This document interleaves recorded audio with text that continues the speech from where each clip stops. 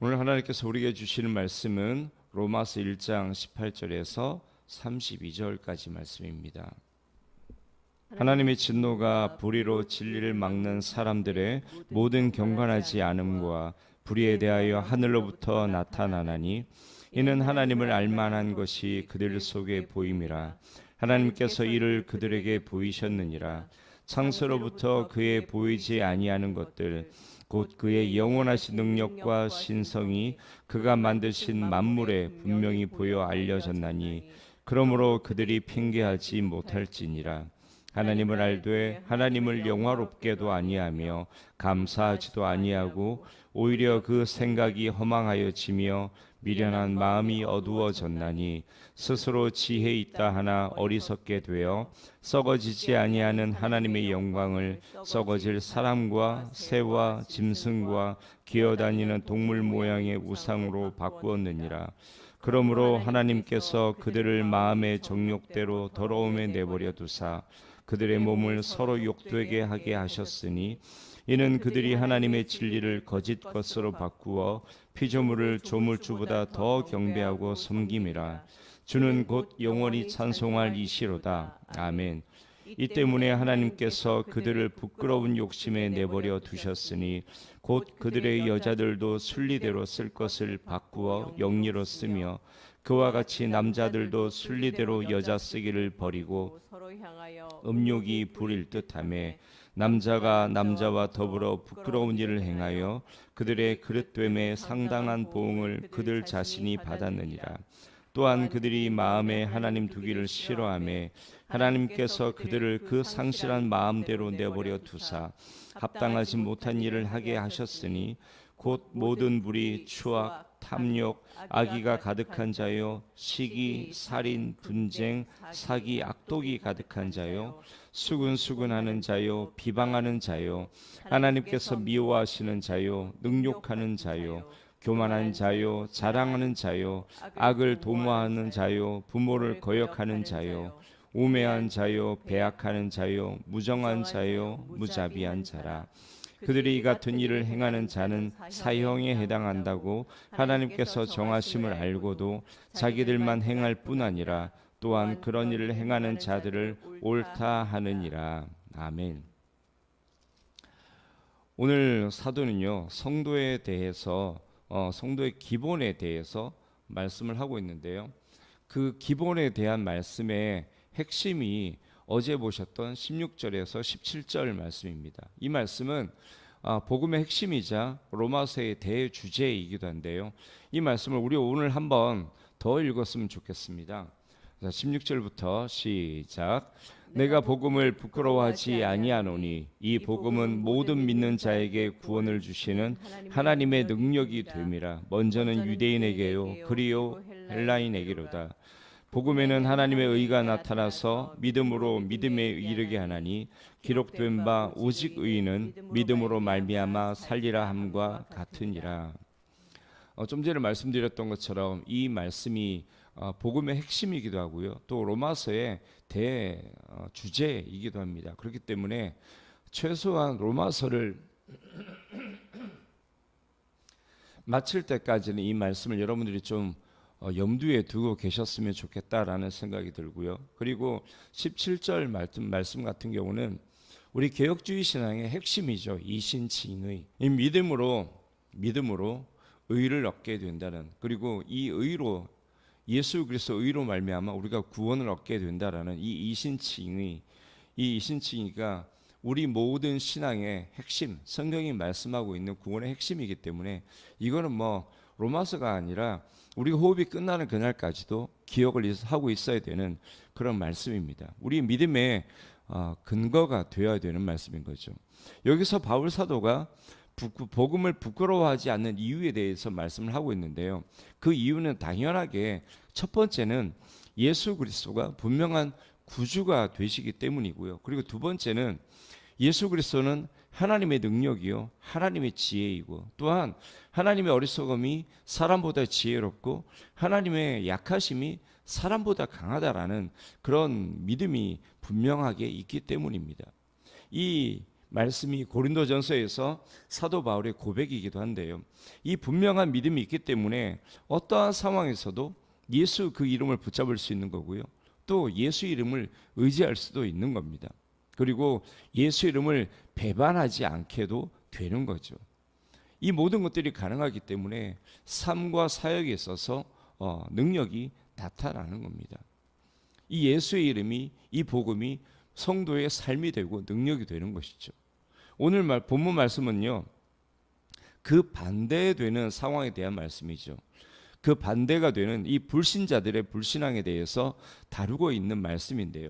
그런데 이게 단순하게 불신앙을 가진 불신자에 대한 말씀이다라고만 볼 수는 없는 게, 우리 오늘 본문 말씀을 읽었지만요, 제일 마지막 절 32절 말씀을 여러분들 한번 잘 보십시오.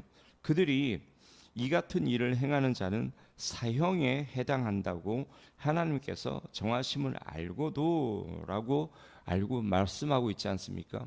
세상 사람들이 이런 일을 행하는 것이 하나님께서 사형에 해당하는 죄로 정하셨다는 것을 무슨 수로 알겠습니까?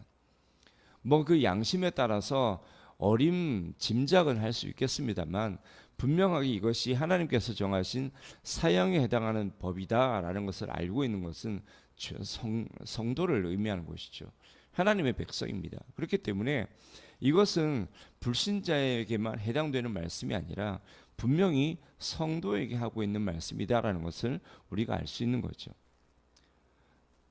하나님은요, 불신자뿐만이 아니라 성도에 대해서도 이런 죄들을 저지르는 그런 불신앙적인 죄에 대해서는 그런 성도라고 하더라도 그들을 유기하시고 버려둠을 허락하신다라는 말씀입니다. 즉 하나님은 하나님의 주권적인 작정하심에 따라서 그들을 구원해서 제외하시고 또한 내버려 두신다라는 말씀이죠. 왜입니까? 그 이유가 바로 21절에서 23절까지 말씀 때문인데요. 그런데 좀 전에 말씀드렸던 것처럼 이것은 분명하게 성도도 해당되는 말씀이다라는 것을 기억할 필요가 있습니다. 하나님을 알되 하나님을 영화롭게도 아니하며 감사하지도 아니하고 오히려 그 생각이 허망하여지며 미련한 마음이 어두워졌나니 스스로 지혜 있다 하나 어리석게 되어 썩어지지 않은 하나님의 영광을 썩어질 사람과 새와 짐승과 기어다니는 동물 모양의 우상으로 바꾸었다라고 하는 이 어마어마한 말씀이 성도들에게도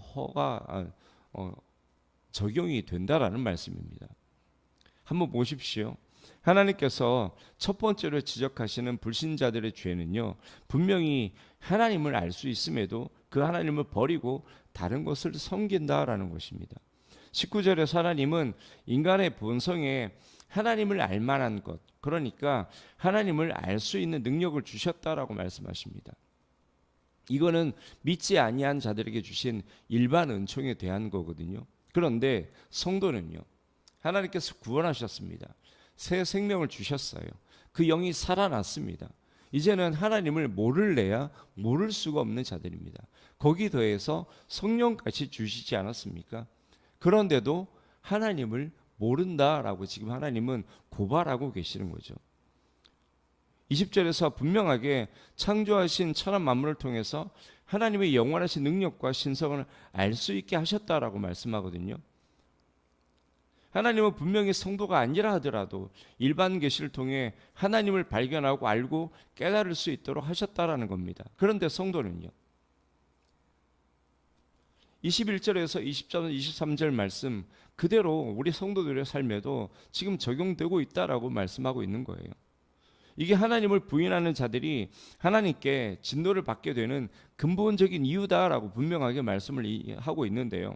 18절에서 이것이 불의를 진리로 막는 사람들의 모든 경건하지 않음과 불의라고 말씀을 하시면서 이것 때문에 진노를 당하게 된다라고 말씀하고 있지 않습니까?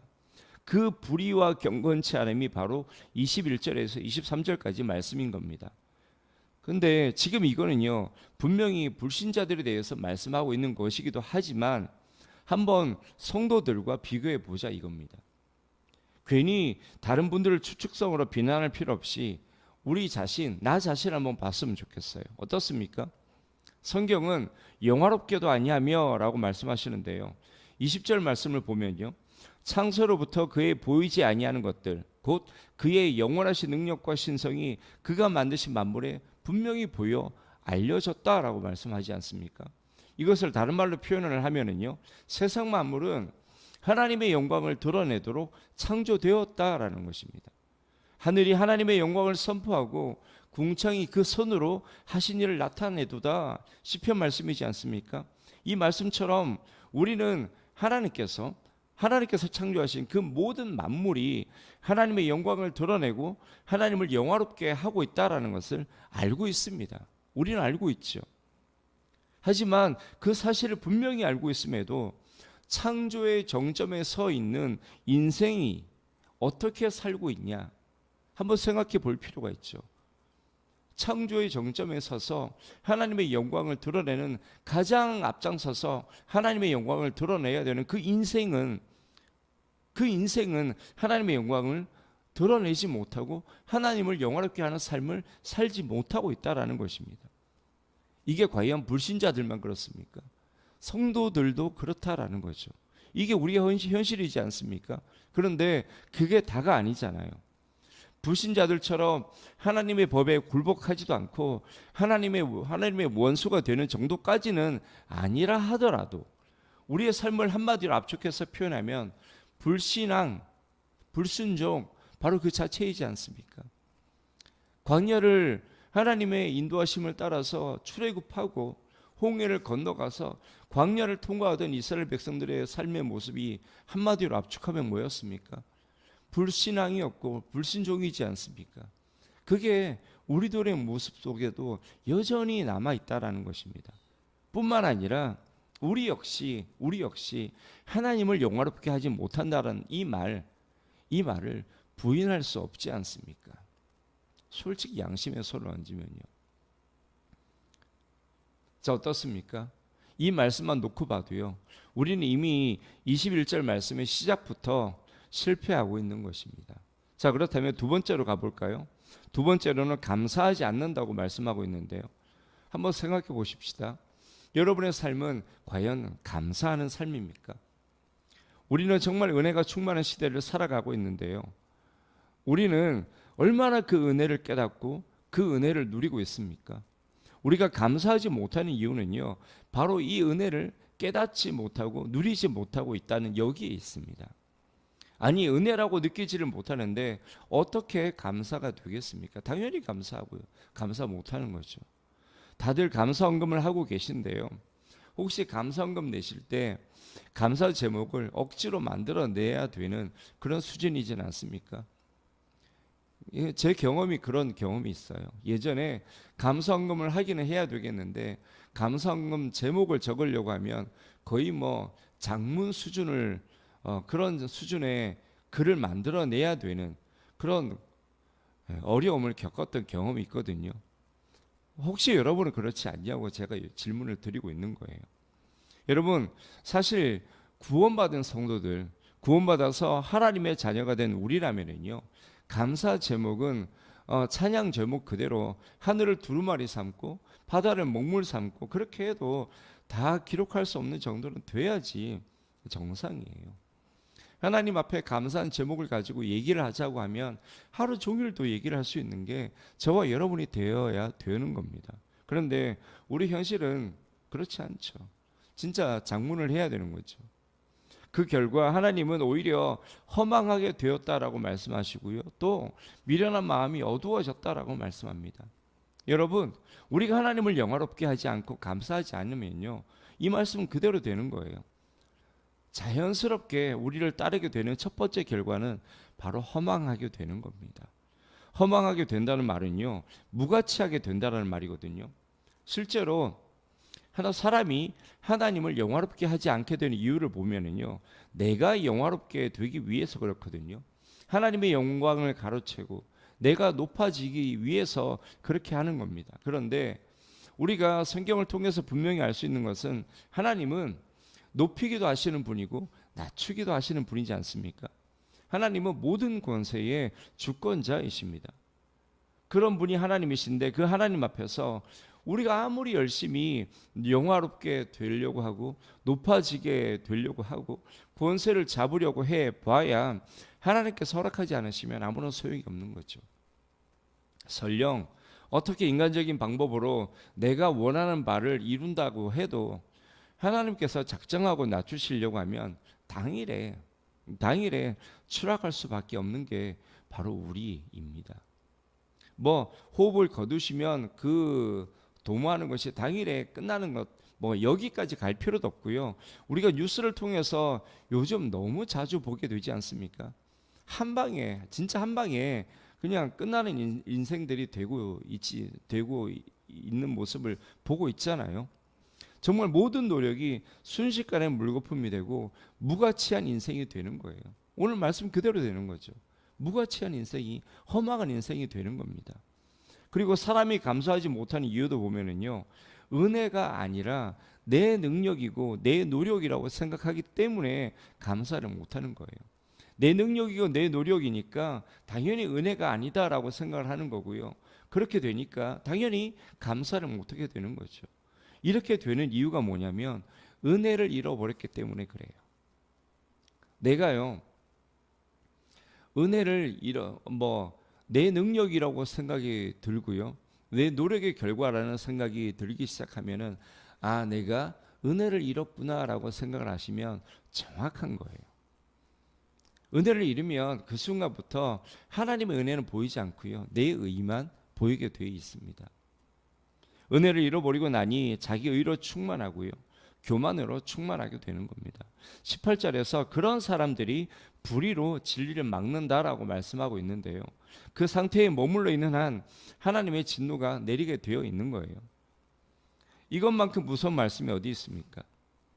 그런데 더 무서운 것은 하나님의 영광을 가로채고 자기 의로 충만해서는 하나님의 진리를 불의로 막고 있으면서 그걸 인정하지 않는다라는 거예요. 그 결과 하나님께서 내리신 심판이 24절부터 이어지는 말씀인데요, 여러분, 하나님께서 그들에게 내리신 첫 번째 심판이 뭡니까? 그들의 마음의 정욕대로 그냥 더러우면 내버려 두는 거예요. 그 결과 하나님이 아닌 물질과 권력과 쾌락과 세상과 성공이라는 이 우상을 섬기는 거고요. 27절 말씀을 보면 동성애만 생각을 하고 있는데요, 여러분, 27절 말씀은 성적인 타락의 최악을 말씀하고 있는 거예요.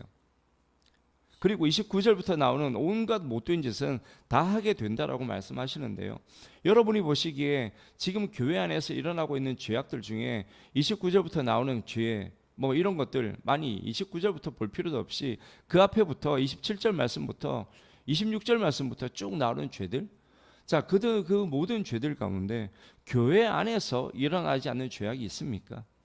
다 일어나고 있잖아요. 이게 현실입니다.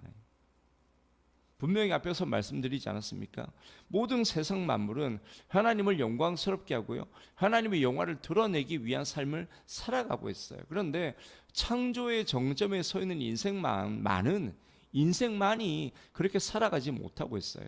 그렇기 때문에 그 인생들을 회복시켜서 그런 삶, 하나님께 영광을 돌리며 하나님을 영화롭게 하는 삶을 살도록 하기 위해서 구원하셨는데 그 구원받은 성도마저 그렇게 살고 있지 못하다라고 지금 사도가 고발하고 있는 겁니다. 성도들 중에서 일어나고 있는 일이다 이거예요. 성도라고 하면서도 하나님을 영광을 가로채고 있고 감사하지도 않고 자기 의에 충만해서 이렇게 살아가고 있는 겁니다. 이제 우리도 마찬가지고요, 우리 주변의 성도들도 마찬가지고요, 하나님께서 우리를 구원하신 이유를 분명히 알고 그 구원의 자리로 돌아가야 돼요. 우리의 구원의 자리는 바로 창조 때 범죄하기 전 아담의 모습으로 돌아가는 거예요. 하나님의 궁극적인 구원 경륜의 목적이 바로 여기 있다고 하지 않았습니까? 하나님의 구원사역의 궁극적인 목적은 에덴의 회복이고요, 아담의 회복이에요. 하나님께서 창조하셨던 그 에덴을 회복하여서 거기서 하나님을 영화롭게 하며 하나님을 찬양하며 하나님께 모든 권세를 위임받아서 온 세상 만물을 다스리던 그때의 아담으로 우리가 돌아가는 거예요. 그래서 하나님을 높이고 하나님을 영화롭게 하고 오히려 지금 세상 만물처럼 그렇게 하나님의 영광을 드러내고 영화롭게 할 뿐만 아니라 세상에 대해서 그리고 세상 만물에 대해서 하나님의 영광을 선포하고 선언하는 그런 삶을 살아내라고 우리를 구원하신 거예요. 그 상태로 돌아가는 것이 바로 하나님의 뜻이에요. 그렇게 되도록 하기 위해서 우리를 구원하신 거고 우리에게 새 생명을 주신 거고 우리에게 성령 주신 겁니다. 그런 우리가 하나님의 의도와는 전혀 다르게 여전히 세상 사람과 똑같은 모습을 고집하면요, 세상 사람들처럼 그냥 내버려 둠을 당할 수밖에 없는 거예요. 유기될 수밖에 없는 거죠. 우리 오늘부터 하나님의 영광을 드러내고 그 감사함으로 구원받은 자로서의 삶을 회복하시기를 원합니다.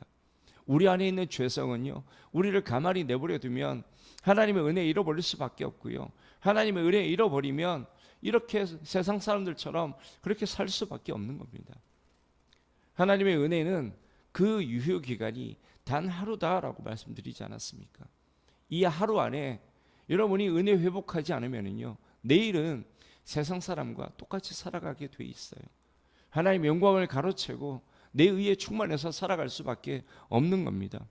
여러분, 오늘 이 새벽 기도에 나오신 여러분들은 이 은혜를 회복하시게 되겠지만, 그렇지 못한 분들, 기도하지 못하는 분들, 그런 분들은 이 은혜를 회복해야 되는데 그럴 길이 없어요. 그러면 뭐 어떻게 해야 되겠습니까? 그분들이 은혜를 다 잃어버리고 그냥 세상 사람들처럼 사는 것을 바라보고 말아야 되겠습니까? 아니잖아요. 그분들 살리라고 우리를 하나님께서 오늘 이 새벽에 우리를 부르신 거고 이 말씀 주셔서 은혜를 회복시키는 것이시지 않습니까? 하나님의 은혜는요, 샘과 같습니다. 퍼내지 않으면 가라게 돼 있어요. 마르게 돼 있습니다. 퍼내야지 충만하게 되는 게 바로 하나님의 은혜의 셈입니다. 여러분, 오늘 받으신 은혜, 여러분이 누리고 있는 그 은혜 흘려보내십시오. 그래서 여러분 주변에 은혜가 갈급한 성도들, 은혜가 바닥에 난 게 눈에 뻔히 보이는 그 성도들, 여러분들의 은혜 나눠주십시오. 그래서 그분들을 살게 해야 합니다. 그래야 여러분도 살고 그분도 살고 교회가 살고 이 지역이 살고 거제가 거룩한 구원의 땅이 되는 겁니다. 그렇게 하나님의 은혜를 흘려보내는 일에 헌신하는 저와 여러분이 되시기를 주님의 이름으로 축원합니다.